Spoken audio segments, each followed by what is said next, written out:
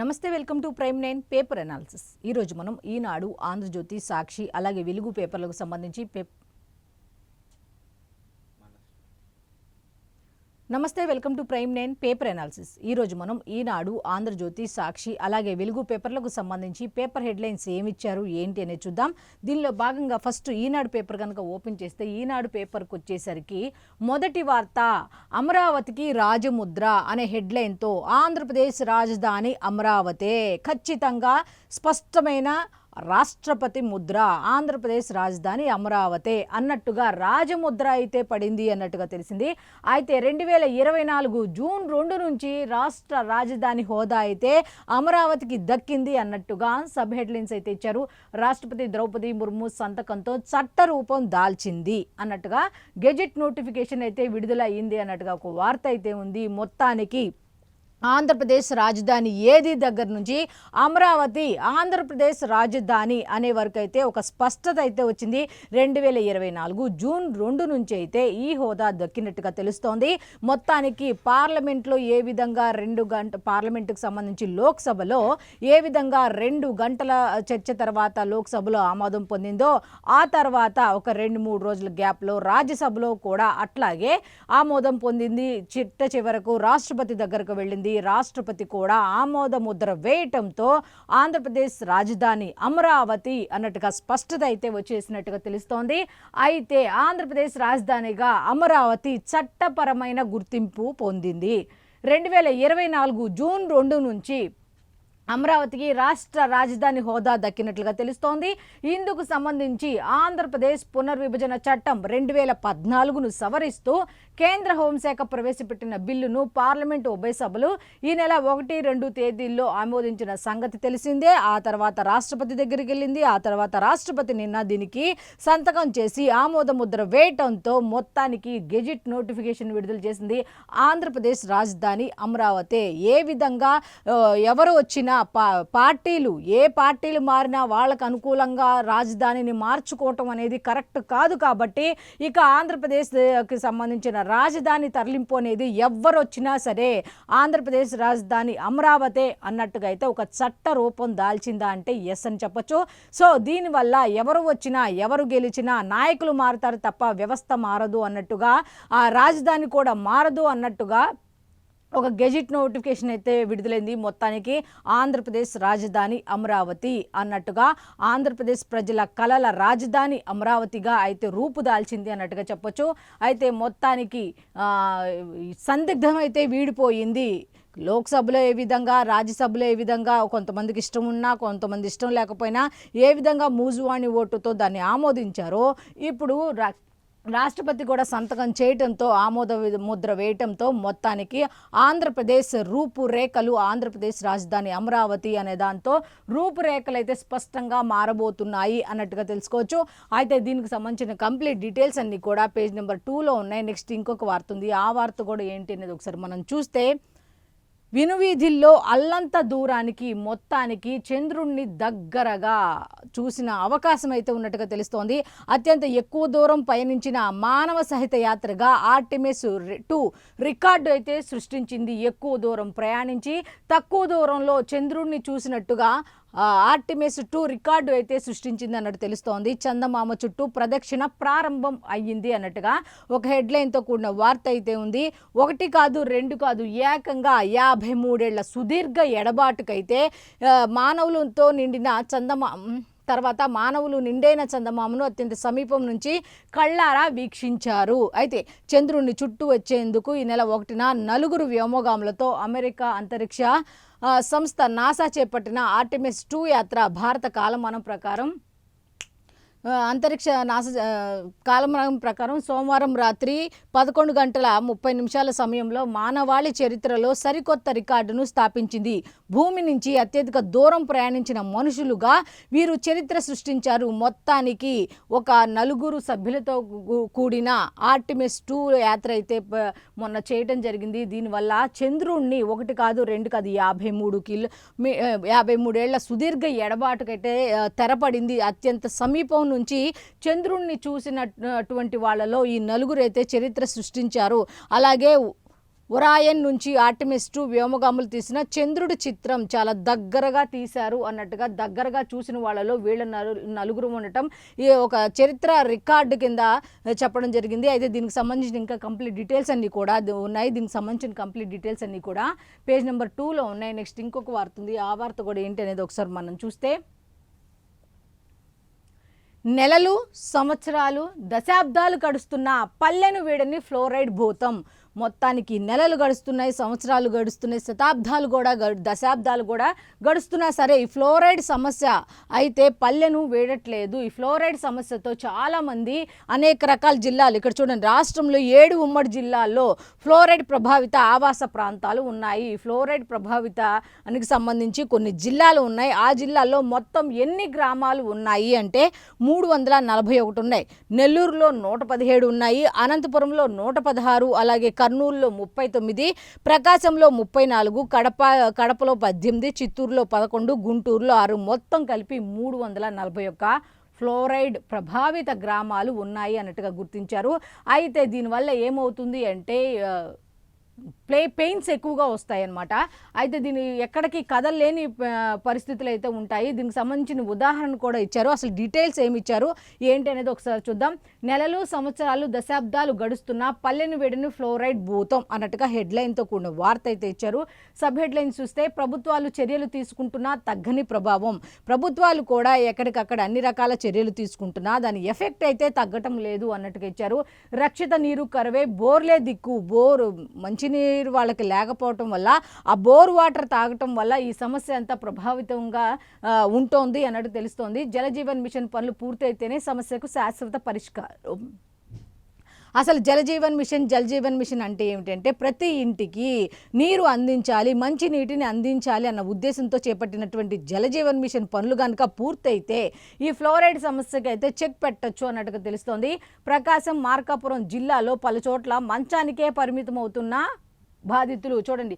ప్రకాశం అలాగే మార్కాపురంలో అయితే ఎక్కువగా ఉన్నాయి. అత్యధికంగా ప్రకాశం, మార్కాపురంలో ఎక్కువగా ఉన్నాయి. ఈ బాధితులు ఎక్కువగా ఉన్నారు అన్నట్టుగా తెలుస్తోంది. అయితే మార్కాపురం జిల్లా కనిగిరి మండలం కమ్మవారిపల్లెకు చెందిన 55 ఏళ్ల కోల దాలయ్య ప్రతి అడుగు నొప్పితోనే మొదలవుతోంది అన్నట్టుగా. అయితే కూలి పనులకు వెళ్లే ఆయనకు ఇప్పుడు 2 అడుగులు వేయటమే కష్టమవుతుంది. 15 ఏళ్లుగా మంచానికే పరిమితమయ్యారు. ఫ్లోరైడ్ నీళ్లు తాగిన కారణంగా తీవ్ర అనారోగ్యానికి గురయ్యారు అన్నట్టుగా ఉంది. అయితే దీనికి సంబంధించిన డీటెయిల్స్ ఒకసారి ఉన్నాయి, ఏంటి చూద్దాం.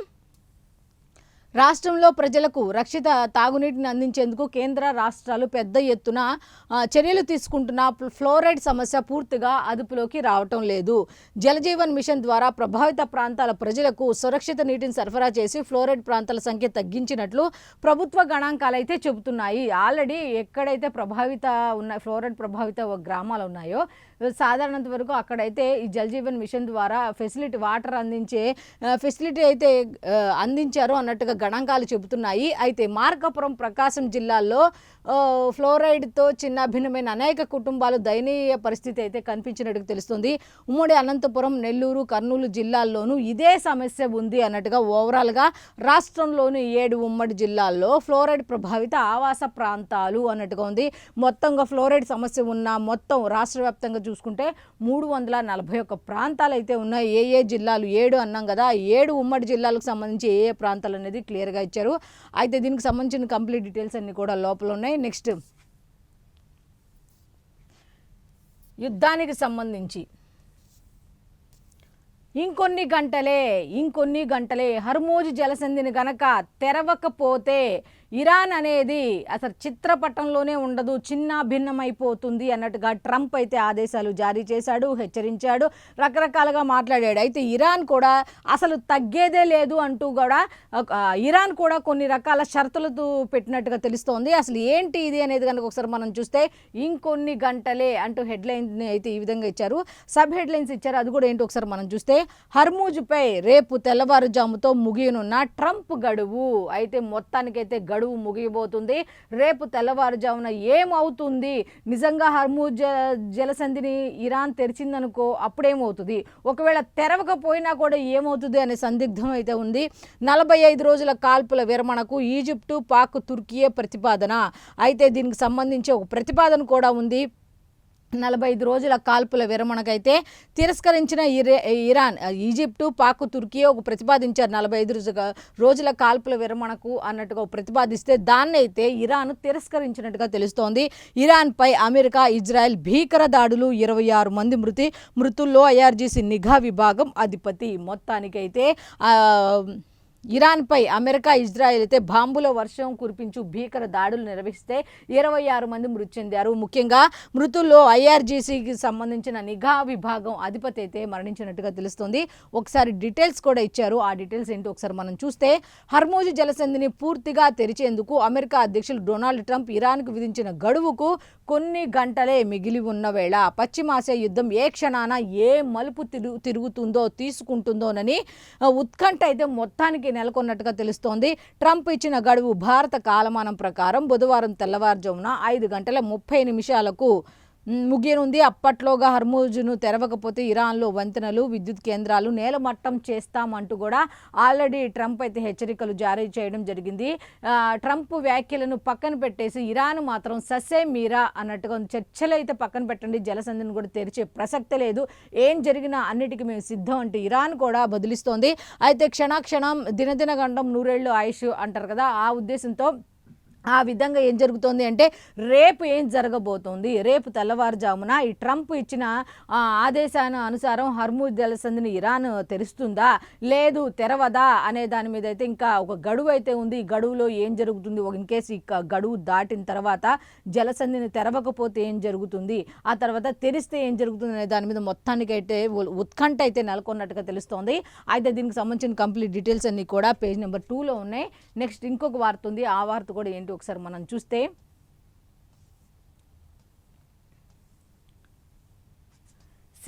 సీమ సస్యశ్యామలం అంటూ హెడ్లైన్తో కూడిన ఒక వార్త అయితే ఉంది.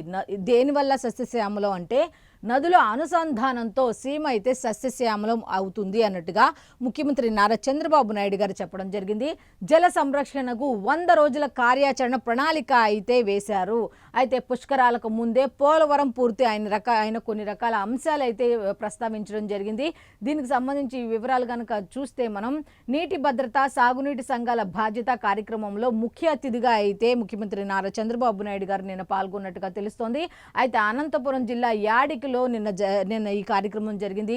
అయితే ఈ కార్యక్రమంలో ఆయన కొన్ని రకాల వ్యాఖ్యలు చేశారు, కొన్ని విషయాలు చెప్పారు. అవి ఏమిటి అంటే, ఫస్ట్ నదుల అనుసంధానంతో సీమ సస్యశ్యామలం అవుతుంది, నెంబర్ 1. నెక్స్ట్ జల సంరక్షణకు 100 రోజుల కార్యాచరణ ప్రణాళిక అయితే సిద్ధం చేశారు. 2 అలాగే పుష్కరాలకు ముందే పోలవరాన్ని పూర్తి చేస్తాం. అలాగే అమరావతి ఒకటే రాజధాని అయిపోయింది, ఇక దానికి ఇంకా నో మోర్ ఆర్గ్యుమెంట్స్ అనమాట. రాష్ట్రపతి ఆమోద ముద్ర వేసేశారు కాబట్టి అమరావతి ఒక్కటే రాజధాని. రాష్ట్రానికి ద్రోహం చేసిన వారే మా విగన్ అంటున్నారు అంటూ జగన్ ప్రవేశపెట్టిన కొత్త స్లోగన్ మా విగన్ గురించి ఆయన చెప్పారు.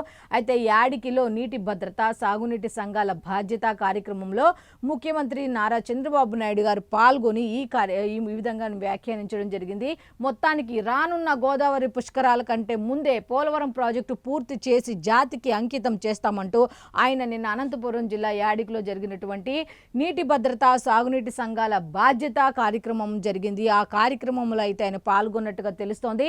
మొత్తానికి రానున్న గోదావరి పుష్కరాలకు ముందే పోలవరం ప్రాజెక్టుని పూర్తి చేసి జాతికి అంకితం చేస్తాం అన్నట్టుగా చెప్పడం జరిగింది. గ్రావిటీ ద్వారా కృష్ణా డెల్టా, విశాఖపట్నానికి నీరు అందిస్తామన్నారు. వైఎస్ఆర్ కాంగ్రెస్ పార్టీ ప్రభుత్వం పోలవరంలో డయాఫ్రమ్ వాల్ను కూల్చేసి ప్రాజెక్టును గోదావరిలో కలిపేసిందని, తాము 21 నెలల్లో కొత్త డయాఫ్రమ్ వాల్ నిర్మించామని చెప్పారు. అనంతపురం జిల్లా యాడికిలో సోమవారం జరిగిన కార్యక్రమంలో ఆయన పాల్గొన్నారు. అయితే నీటి భద్రత, సాగునీటి సంఘాల బాధ్యత అనే యాప్ను అయితే నిన్న ఆయన ప్రారంభించారు. అయితే ఈ సందర్భంగా ఆయన మాట్లాడుతూ, గోదావరి నుంచి 200 టీఎంసీల నీటిని నాగార్జున సాగర్ ఆయకట్టుకు తీసుకువెళ్లాలనేది ఆయన ఆలోచన అన్నట్టుగా చెప్పారు. అలా చేయటం ద్వారా శ్రీశైలంలో నీళ్లన్నీ రాయలసీమకు ఇవ్వగలిగితే ఇక్కడ కరువు అనే మాట వినపడదు. ఆయన చెప్పేది ఏమిటి అంటే, గోదావరి నుంచి 200 టీఎంసీల నీటిని గనక నాగార్జున సాగర్ ఆయకట్టుకి గనక తరలిస్తే అలా చేయటం వల్ల ఉపయోగం ఏంటి అంటే శ్రీశైలంలో నీళ్ళని రాయలసీమకు కనుక ఇవ్వగలిగితే అక్కడ నీటి కొరత, కరువు అనే మాట వినబడదు అన్నట్టుగా తెలుస్తుంది.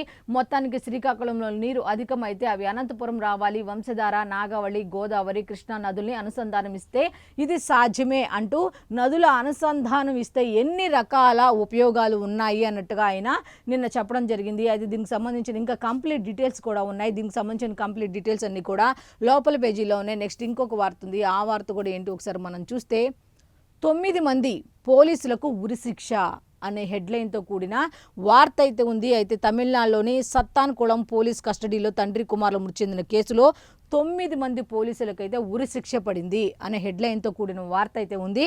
అయితే కస్టడీలో తండ్రి కుమారుల మృతి కేసులో మదురై కోర్టు సంచలన తీర్పు ఇచ్చింది. బాధిత కుటుంబానికి 1,04,00,000 చెల్లించాలని ఉత్తర్వులు కూడా జారీ చేసినట్టుగా తెలుస్తోంది. ఒకసారి దీనికి సంబంధించిన డీటెయిల్స్ కనుక మనం చూస్తే ఇదంతా కరోనా సమయంలో జరిగింది. అయితే దీనికి సంబంధించిన డీటెయిల్స్ అసలు ఏమిటి అనేది చూస్తే మనం తమిళనాడులోని సత్తాన్కుళం పోలీస్ కస్టడీలో తండ్రి కుమారులు మృతి చెందిన కేసులో 9 మంది పోలీసులకైతే మదురై న్యాయస్థానం ఉరిశిక్ష విధించింది. ఎందుకంటే 2020 కరోనా లాక్డౌన్ సమయంలో తూత్తుకుడి జిల్లా సత్తాన్కుళంకి చెందిన జయరాజ్ ఆయన కుమారుడు ఫెనిక్స్ అనుమతించిన సమయం దాటిన సెల్ ఫోన్ దుకాణాన్ని తెరిచి ఉంచారని పోలీసులు ఇద్దరిని స్టేషన్కి తీసుకువెళ్లారు. సెల్ ఫోన్ షాప్ని ఇచ్చిన సమయం కన్నా ఎక్కువసేపు ఓపెన్ చేసి ఉంచారని వాళ్ళిద్దరిని స్టేషన్కి తీసుకువెళ్లారట. అయితే రాత్రంతా కొట్టడంతో తీవ్రంగా గాయపడిన వారిద్దరూ ఆసుపత్రిలో చికిత్స పొందుతూ మృతి చెందారు. ఈ ఘటన రాష్ట్ర వ్యాప్తంగా తీవ్ర కలకలం సృష్టించింది. అయితే మద్రాస్ హైకోర్టు మదురై ధర్మాసనం ఈ కేసును సుమోటోగా విచారణకు తీసుకొని సిబిఐకి అప్పగించింది. దర్యాప్తు చేపట్టిన సిబిఐ అధికారులు ఇన్స్పెక్టర్ శ్రీధర్, ఎస్ఐలు Balakrishnan, Raghu Ganesh, Paladurai, head constable Murugan, constable Muthuraja ఇలా ఎవరైతే దీంట్లో ఉన్నారో వాళ్ళందరినీ కూడా ఏం చేశారంటే 9 మంది ఉన్నారు కదా, వాళ్ళందరి మీద కేసు నమోదు చేశారు.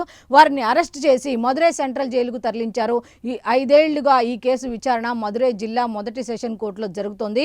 నిందితుల్లో ఒకరైన ఎస్ఐ పాల్దురై అనారోగ్యంతో మృతి చెందారు. మిగిలిన 9 మందిని దోషులుగా గుర్తిస్తూ గత నెల 23న కోర్టు తీర్పును ఇచ్చింది. అయితే జడ్జి ముత్తుకుమరన్ సోమవారం దోషులకు శిక్షలను అయితే మొత్తానికి ప్రకటించారు.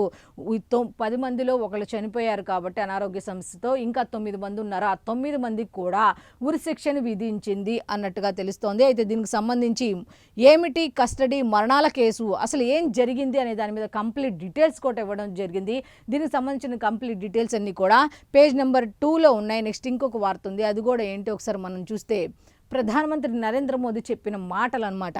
మా ఎజెండా ఇంకా పూర్తి కాలేదు. మా ఎజెండా ఏమిటి అంటే జమిలీ ఎన్నికలు, అలాగే ఉమ్మడి పౌర స్మృతి నెరవేరాలి, అప్పుడే మా ఎజెండా పూర్తయినట్లు. ఇంకొకటి కూడా ఉంది. ఏమిటంటే మహిళా రిజర్వేషన్లు అమలుకు కట్టుబడి ఉన్నాం, మేమైతే మహిళా రిజర్వేషన్ బిల్లుకు కట్టుబడి ఉన్నాం అంటూ ప్రధానమంత్రి నరేంద్ర మోదీ చెప్పడం జరిగింది. దీనికి సంబంధించిన డీటెయిల్స్ లోపల ఉన్నాయి. నెక్స్ట్, దేశ భవిష్యత్తు మార్చే శక్తి బీజేపీ చేతిలోనే ఉంది, బీజేపీ వల్లే అది సాధ్యమవుతుంది అన్నట్టుగా ఆవిర్భావ దినోత్సవంలో అయితే పార్టీ రాష్ట్ర అధ్యక్షులు పివిఎన్ మాధవ్ అయితే స్పష్టంగా చెప్పడం జరిగింది. దేశ భవిష్యత్ అనేది బీజేపీ చేతిలో ఉంది, బీజేపీ వల్ల మాత్రమే దేశ భవిష్యత్ అనేది బాగుంటుంది అన్నట్టుగా చెప్పడం జరిగింది.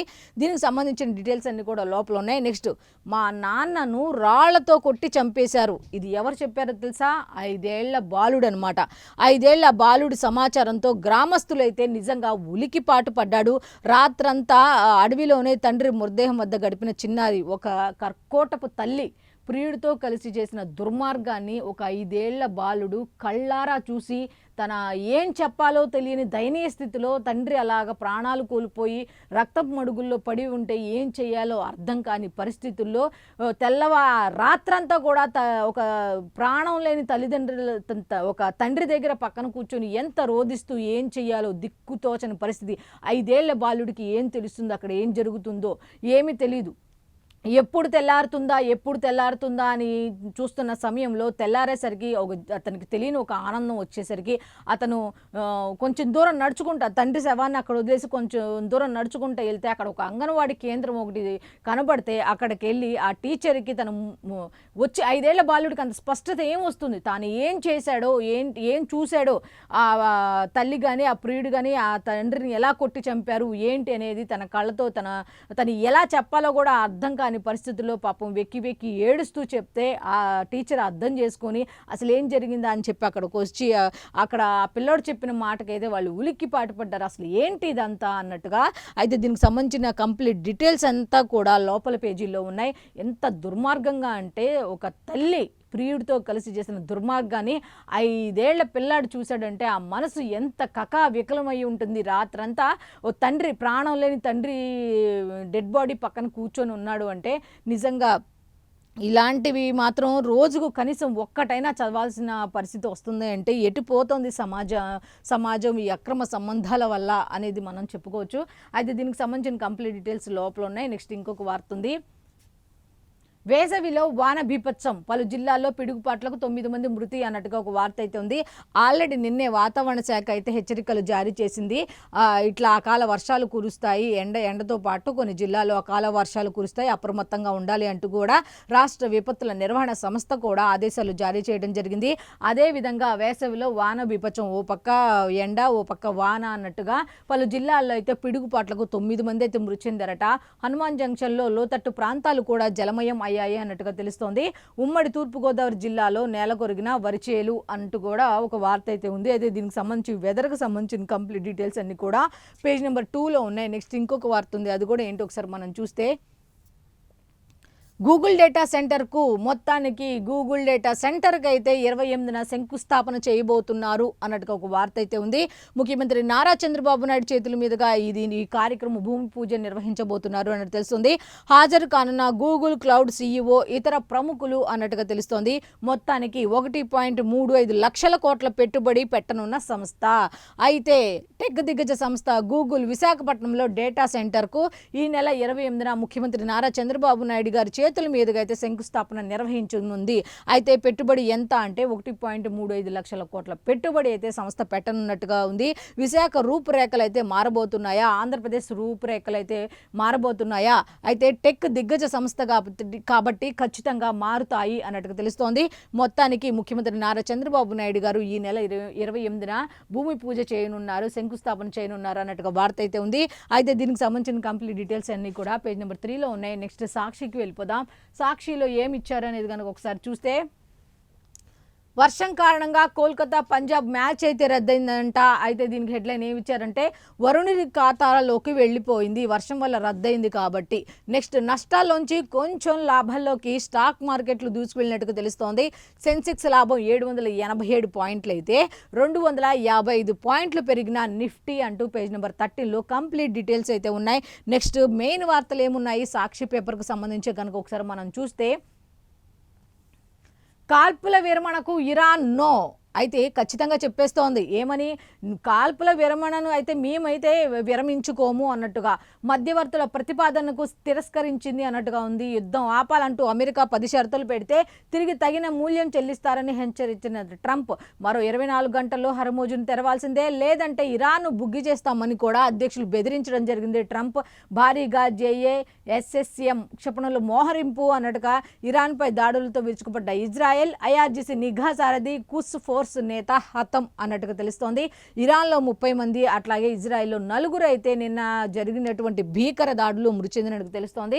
ట్రంప్ పై మీమ్ల వర్షం కురుస్తోందట. సామాజిక మాధ్యమాల వేదికగా వెటకారపు కొటేషన్లతో దాడి చేస్తున్న ఇరాన్ దౌత్య కార్యాలయాలు, కాన్సులేట్లు అన్నట్టుగా ఉంది. అయితే దీనికి సంబంధించి మొత్తానికి ట్రంప్ ఎంత బెదిరించినా, ఈ కొన్ని దేశాలు మధ్యవర్తిత్వం తీసుకొని ఏమన్నా చెప్పినా కూడా ఇరాన్ అయితే కాల్పుల విరమణకు వెనక్కి తగ్గం, అయితే హార్మూజ్ జలసంధిని కూడా మేము తెరము అన్నట్టు స్పష్టంగా తెలుస్తోంది. అలా తెరవకపోతే ఏం జరుగుతుందో చూస్తారు, నాశనం అవుతారు, నాశనం చేస్తామన్నట్టుగా విద్యుత్ కేంద్రాలు అన్నిటి మీద కాన్సన్ట్రేషన్ పెడతాము, బుగ్గి పాలు చేస్తామంటూ ట్రంప్ కూడా బెదిరించడం జరిగింది. అయితే దీనికి సంబంధించిన కంప్లీట్ డీటెయిల్స్ అన్ని కూడా పేజ్ నెంబర్ 6లో ఉన్నాయి. నెక్స్ట్ ఇంకొక వార్త ఉంది. లాకప్ డెత్ కేసులో 9 మంది పోలీసులకు ఉరిశిక్ష అన్నట్టుగా అరుదైన కేసులో మదురై కోర్టు సంచలన తీర్పు ఇచ్చింది. మొత్తానికి శాంతి భద్రతలను కాపాడాల్సిన వాళ్లే చట్టాన్ని ఉల్లంఘించారు అన్నట్టుగా ఎలాంటి నేర చరిత్ర లేని తండ్రి కుమారులను క్రూరంగా హింసించి మరీ చంపారు. మృతుల శరీరాలపై గాయాలు అసాధారణమైనవి అన్నట్టుగా తెలుస్తోంది. మృతుల కుటుంబాలకు 1.40 కోట్లు పరిహారం చెల్లించాలని ఆదేశించినట్టు తెలుస్తోంది. కేసు విచారణలో ఉండగా కరోనాతో నిందితుడు ఎస్ఐ పాల్ దొరై మృతి. అయితే ఒక అతనైతే చనిపోయినట్టుగా తెలుస్తోంది. లాకప్ డెత్ కేసులో ఇంతమంది పోలీసులకు మరణశిక్ష దేశ న్యాయ చరిత్రలో ఇదే తొలిసారి అన్నట్టుగా తెలుస్తోంది.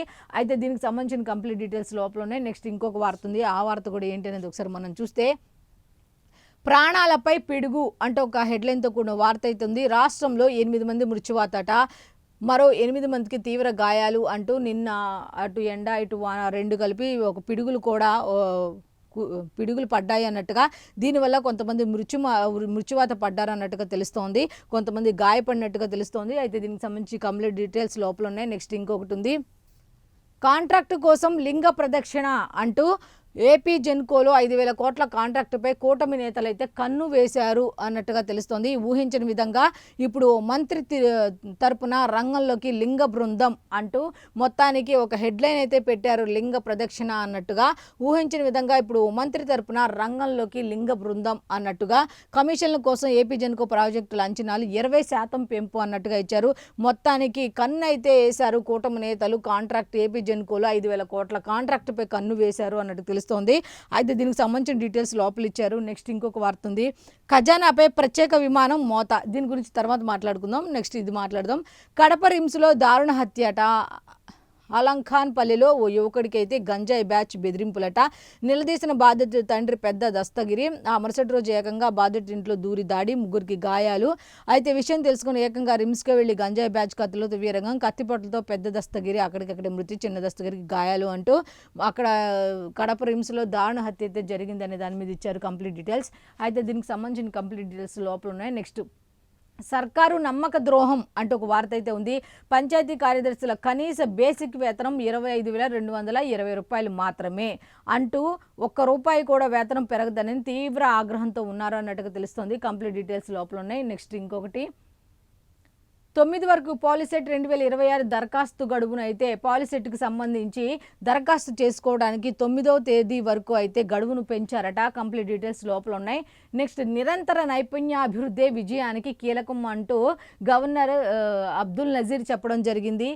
నెక్స్ట్ దీనికి సంబంధించిన డీటెయిల్స్ లోపల ఉన్నాయి. నెక్స్ట్ ఇంకొక వార్త ఉంది, మన అమెరికన్ అంటూ విద్యార్థి నాయకురాలుగా జాత్యహంకారంపై పోరాడిన రినీ సంపత్కు సమస్యల మూలాలు తెలుసు, ఆ సమస్యలపై అలుపెరగని పోరాటము తెలుసు. వాషింగ్టన్ డీసీ మేయర్ ఎన్నికల బరిలో నిలిచిన దక్షిణాసియా తొలి మహిళగా ఆమె నిలిచారు అంటూ ఒక వార్త అయితే ఉంది. కంప్లీట్ డీటెయిల్స్ ఉన్నాయి. నెక్స్ట్ లాస్ట్ ఒక వార్తను తర్వాత మాట్లాడుకుందాం అన్నాం కదా, ఒకసారి చూద్దాం. ఖజానాపై ప్రత్యేక విమానం మోత అనే ఒక హెడ్లైన్తో కూడిన వార్త. వాటి అద్దెల లెక్కలు వెల్లడించని ప్రభుత్వం అంటే దీనికి సంబంధించిన డీటెయిల్స్ ఏమి ఇచ్చారు అనేది ఒకసారి, విమానాల మోత, ఎవరి విమానాల మోత అనేది కూడా ఒకసారి చూద్దాం. 2 ఏళ్లలో చంద్రబాబు ప్రత్యేక విమానాలు, హెలికాప్టర్లు అద్దె 109.04 కోట్లు అనమాట. మరి ఈ లెక్కలు వీళ్ళకి ఎలా తెలిసాయి? ప్రభుత్వం చూపాలి అన్నారు, చూపే వరకు ఆగాలి లేదా ప్రభుత్వాన్ని అడగాలి. ఈ లెక్కలు పక్కాగా అంటే వీళ్ళ సొంత లెక్కలా ఇవి? నెక్స్ట్, 2024-25 ఆర్థిక సంవత్సరంలో 54.41 కోట్ల ఖర్చు. ఇవి ప్రభుత్వ కార్యక్రమాలకు వెళ్ళేటప్పుడు అయిన ఖర్చులా, వాళ్ళ పర్సనల్ ఖర్చులా? ఇప్పుడు జనరల్గా ఒక ఖర్చు చెప్తుంటే అది ప్రభుత్వ కార్యక్రమాలకు ఖర్చు పెట్టినవా లేకపోతే వాళ్ళ పర్సనల్ కార్యక్రమాలకు వెళ్ళేటప్పుడు చేసినవా? నెక్స్ట్, 2025-26లో 54.63 కోట్ల వ్యయం, 2026-27లో ఆర్థిక సంవత్సరానికి మరో 54.63 కోట్ల కేటాయింపు. ఓన్లీ ఈ విమానాల వీళ్ళు ఎక్కడ పడితే అక్కడికి వెళ్ళడానికి అనమాట. అయితే బాబు ఇంట్లో నుంచి బయటకు వస్తే ప్రత్యేక విమానాలు, హెలికాప్టర్లే. పవన్, లోకేష్ కూడా ప్రత్యేక ఫ్లైట్లలోనే ప్రయాణాలు. అయితే ప్రభుత్వ కార్యక్రమాలకు మాత్రమే వెళ్తారు. ప్రభుత్వ నిధులు వాడుతున్నారు, ప్రజాధనాన్ని వాడుతున్నారు అంటే అది ప్రభుత్వ కార్యక్రమాలకు సంబంధించింది అన్నట్టుగా వాళ్ళైతే క్లారిటీ ఇచ్చారు. ప్రతిదీ కూడా మొన్న ఈ మధ్యనే లోకేష్ కూడా క్రికెట్కి సంబంధించి ఆ టికెట్ నాదే, ఆ క్రికెట్కి సంబంధించి వాడిన డబ్బులు కూడా సొంత డబ్బులు కూడా నావే, మీకేంటి ప్రాబ్లం అన్నట్టుగా, ఆ ఫ్లైట్ టికెట్లు ఖర్చు కూడా నావే, నా సొంత డబ్బులే అన్నట్టుగా ఆయన చెప్పడం జరిగింది. అయితే ఈ ఒక్కదాని ఒక పెద్ద హెడ్లైన్ కింద వేశారు అంటే వీళ్ళ దగ్గర ప్రూఫ్లు ఉంటే ఆ ప్రూఫ్లు నోటు లెక్కలు కాకుండా ప్రూఫ్లు చూపిస్తే బాగుంటుంది అని చాలామంది చెప్తున్నారు. ఎందుకంటే వాళ్ళు చెప్పేది ఏంటంటే ప్రభుత్వ కార్యక్రమాలకు వెళ్ళినప్పుడు మాత్రమే ప్రజాధనాన్ని మేము వాడతాం, దుర్వినియోగం ఒక పైసా కూడా చెయ్యమన్నట్టు వాళ్ళు చెప్తున్నారు. ఇక పవన్ కళ్యాణ్ గారి విషయానికి వస్తే పవన్ కళ్యాణ్ గారు ప్రభుత్వానికి సంబంధించిన కార్యక్రమాలకు మాత్రమే ఆయన విమానాల్లో వెళ్తారు. మిగతా అన్నిటికీ కూడా ఒకవేళ వెళ్ళినా కూడా ఆయన సొంత నిధులు అని స్పష్టంగా చాలాసార్లు చెప్పడం జరిగింది, మళ్ళీ కూడా చెప్పడం జరిగింది. కానీ ప్రతిసారి కూడా పవన్కు సంబంధించి ఈ హెలికాప్టర్లు విమానాల గోల ఏంటో, ఉన్న సమస్యలు ఏమిటి, వాళ్ళ హెలికాప్టర్ల గోల ఏంటి, ప్రజాధనాన్ని నిజంగా వాళ్ళు కనుక దుర్వినియోగం చేస్తే మీ దగ్గర ప్రూఫ్స్ ఉంటే బయట పెట్టాలి, కానీ ఇలా నోటి లెక్కలు చెప్పడం ఎంతవరకు కరెక్ట్ అని చాలామంది ప్రశ్నిస్తున్నారు. అయితే ఇక ఆంధ్రజ్యోతికి వెళ్ళిపోదాం. ఆంధ్రజ్యోతికి వచ్చేసరికి ఫస్ట్ది ఏంటి అంటే జాబిల్లి చెంతకు ఆర్టెమిస్ 2 అన్నట్టుగా భూమి నుంచి రికార్డు స్థాయి దూరానికి చేరుకున్న ఓరియన్ వ్యోమనౌక కిటికీ నుంచి తీసిన చంద్రుని ఫోటో అంటూ దీన్ని నాసా అయితే విడుదల చేసింది. చాలా తక్కువ దూరంలో నుంచి చంద్రుని చూసినట్టుగా దానికి సంబంధించిన పిక్చర్స్ కూడా ఇవ్వడం జరిగింది.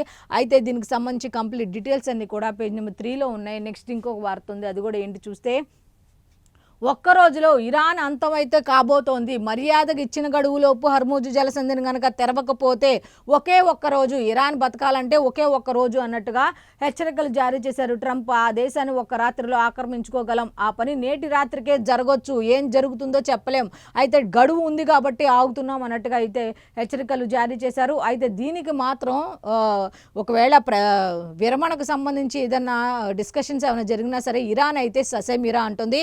అయితే కాల్పుల విరమణ ఒప్పందానికి అయితే మేము ఒప్పుకోము అన్నట్టుగా ఇరాన్ కూడా చెప్పడం జరిగింది. కంప్లీట్ డీటెయిల్స్ లోపల ఉన్నాయి. నెక్స్ట్ అమరావతి రాజధాని అనే దానికి సంబంధించి కనీసం రాష్ట్రపతి ఆమోద ముద్ర వేశారు. దీనికి సంబంధించిన వార్త సాక్షిలో ఉందా?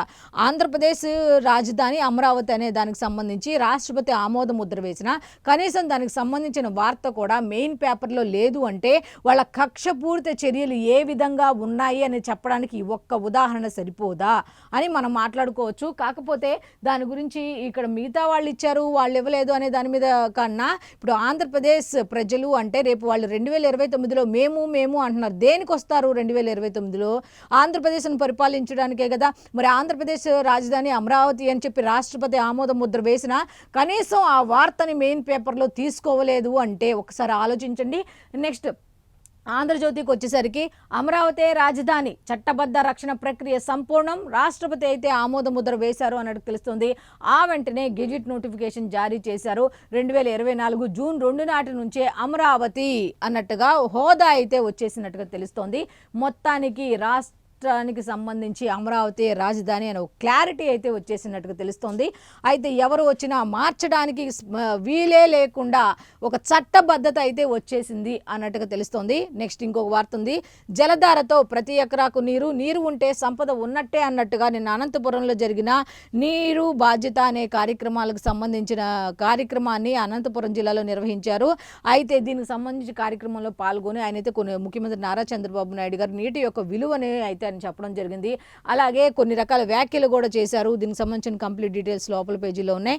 నెక్స్ట్ ఇంకొక వార్త, వైసీపీ విషప్రచ వ్యూహాలు, ఏబిఎన్ ఆంధ్రజ్యోతి లక్ష్యంగా వికృత క్రీడ, వీకెండ్ కామెంట్లో వ్యాఖ్యలపై రాద్ధాంతం, ఎండి రాధాకృష్ణపై వైసీపీ నేతల దూషణలు, నేడు ఆంధ్రజ్యోతి ఆఫీసులో ముట్టడికి పిలుపు, మావిగన్ రచ్చ నుంచి దృష్టి మరల్చే యత్నం అయితే చేస్తున్నారు అన్నట్టుగా వార్త అయితే ఇచ్చారు.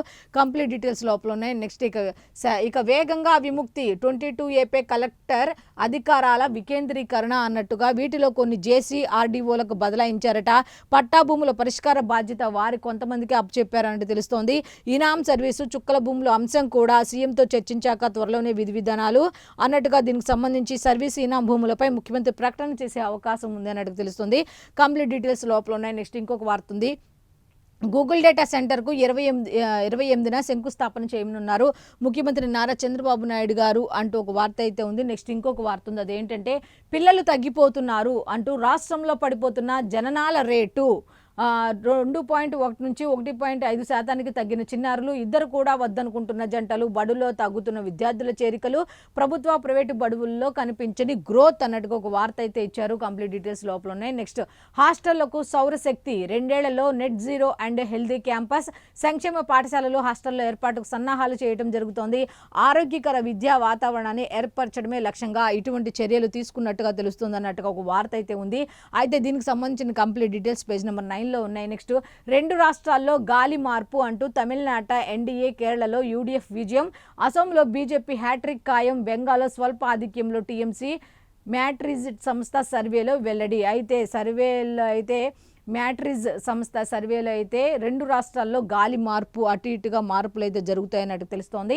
అయితే కంప్లీట్ డీటెయిల్స్ లోపల ఉన్నాయి. నెక్స్ట్ ఇంకొక వార్త ఉంది, ఆ వార్త కూడా ఏంటి ఒకసారి మనం చూస్తే, 9 మంది పోలీసులకు మరణశిక్ష అంటూ 1 కాదు 2 మరణదండనలు, 1.40 కోట్లు జరిమానా కూడా. సత్తాన్కుళం తండ్రి కొడుకుల లాకప్ డెత్ కేసులో మదురై కోర్టు అయితే సంచలన తీర్పిచ్చింది. 9 మందికి ఉరిశిక్షను ఖరారు చేస్తూ అయితే సంచలన తీర్పిచ్చినట్టు తెలుస్తుంది. కంప్లీట్ డీటెయిల్స్ లోపల ఉన్నాయి. నెక్స్ట్ వెలుగు పేపర్కి వెళ్ళిపోదాం. వెలుగు పేపర్కి వెళ్ళిపోయేసరికి వెలుగు పేపర్లో ఫస్ట్ హెడ్లైన్ వచ్చేసరికి, తమిళనాడులో 9 మంది పోలీసులకు మరణశిక్ష అంటూ మదురై కోర్టు ఇచ్చినటువంటి సెన్సేషనల్ తీర్పుకు సంబంధించిన వార్త అయితే ఉంది. కంప్లీట్ డీటెయిల్స్ పేజ్ నెంబర్ 9లో ఉన్నాయి. నెక్స్ట్ రేపు రాత్రి కల్లా ఇరాన్ను ఆక్రమిస్తామంటూ ఒక్క రాత్రిలోనే ఆ దేశం తుడిచిపెట్టుకుపోవచ్చు, రాత్రే ఏదైనా జరగచ్చు అన్నట్టుగా ట్రంప్ వార్నింగ్ ఇచ్చారు. ఈ వార్నింగ్కి అయితే ఇరాన్ కూడా గట్టిగానే సమాధానం చెప్తుంది, తగ్గేదే లేదు అన్నట్టుగా. సీజ్ ఫైర్కు ఒప్పుకోం, 45 రోజుల కాల్పుల విరమణకు నో చెప్పేసిన ఇరాన్, టెహ్రాన్పై బాంబుల వర్షం అయితే కురిసిందట, 25 మంది మృతి చెందారు. ఇజ్రాయెల్ అమెరికా భారీ దాడి అన్నట్టుగా ఒక వార్త అయితే ఉంది. నెక్స్ట్ గద్దరే తెలంగాణ జాతిపిత అంటూ రాష్ట్ర ప్రభుత్వం అధికారికంగా ప్రకటించాలి, తెల్లాపూర్ పునర్జీవ సభలో ప్రొఫెసర్ కంచా ఐలయ్య డిమాండ్ చేశారు అన్నట్టుగా ఉంది. నెక్స్ట్ ఇంకొక వార్త ఉంది, ఆ వార్త కూడా ఏంటి అనేది ఒకసారి మనం చూస్తే, రాష్ట్రంలో మావోయిస్టులు 6 అన్నట్టుగా ఒక వార్త అయితే ఉంది. 50 మంది ఉన్నారనేది అవాస్తవం అంటూ డీజీపీ చెప్పడం జరిగింది. నేడు కర్రెగుట్టలపై పోలీస్ బస్ ఏరియల్ సర్వే, దశాబ్దాలుగా మావోయిస్టు ప్రాబల్యం ఉన్న పామునూరు గ్రామంలో పర్యటన అన్నట్టుగా వార్త అయితే ఉంది. కంప్లీట్ డీటెయిల్స్ లోపల. నెక్స్ట్ సోషల్ మీడియాలో ఇష్టం ఉన్నట్లు మాట్లాడొద్దు అంటున్నా, ఇష్టం వచ్చినట్టు మాట్లాడితే పార్టీ లైన్ దాటితే కఠిన చర్యలు ఉంటాయి అన్నట్టుగా రామచందర్ కూడా హెచ్చరించడం జరిగింది. నెక్స్ట్ ఇంకొకటి, గ్రౌండ్ వాటర్ గరళం అన్నట్టుగా గ్రేటర్ హైదరాబాద్ సంగారెడ్డి మేడ్చల్ జిల్లాలో నైట్రేట్ కోరలు అన్నట్టుగా ఒక వార్త అయితే ఇచ్చారు. జోగులాంబ గద్వాల్లో 2000 దాటిన టీడీఎస్ రాష్ట్ర ప్రభుత్వానికి భూగర్భ జలవనరుల శాఖ నివేదిక ఇచ్చింది అన్నట్టుగా వార్త అయితే ఉంది. నెక్స్ట్ ఆ ఇండ్లు దూరం అందుకే పోతలేం అన్నట్టుగా హైదరాబాద్లో అధికారుల నోటీసులకు డబుల్ బెడ్రూమ్ ఇండ్ల లబ్ధిదారులు రిప్లై ఇచ్చారనమాట. ఎందుకు అంటే ఆ ఇల్లు చాలా దూరంలో ఉన్నాయి, అందుకే మేము తీసుకోవట్లేదు, మేము వెళ్ళట్లేదు అన్నట్టుగా కూడా లబ్ధిదారులు రిప్లై ఇచ్చినట్టుగా తెలుస్తోంది. నెక్స్ట్ ఇంకొక వార్త ఉంది, ఆ వార్త కూడా ఏంటంటే, అనంతపురానికి 70 టీఎంసీలు మళ్లించాం, వచ్చే పుష్కరాలలోపు పోలవరం పూర్తి చేసి తీరుతామంటూ ఏపీ సీఎం చంద్రబాబు నాయుడు కూడా చెప్పడం జరిగింది. అయితే రాష్ట్ర సాగునీటి కష్టాలకు పోలవరంతో శాశ్వత పరిష్కారం అంటూ వెల్లడి అనే వార్త డీటెయిల్స్ అయితే ఉన్నాయి. కంప్లీట్ డీటెయిల్స్ లోపల ఉన్నాయి. మొత్తానికి వెలుగు పేపర్కి సంబంధించిన డీటెయిల్స్ ఈ విధంగా ఉన్నాయి. అయితే ఇప్పటి వరకు మనం ఈనాడు, ఆంధ్రజ్యోతి, సాక్షి అలాగే వెలుగు పేపర్లకు సంబంధించి పేపర్ హెడ్లైన్స్ ఏమున్నాయి ఏంటి అనేది చూసాం కదా. సో ఇది ఈనాటి పేపర్ అనాలిసిస్. మళ్ళీ రేపటి అనాలిసిస్లో కలుద్దాం. అంతవరకు సెలవు, నమస్కారం.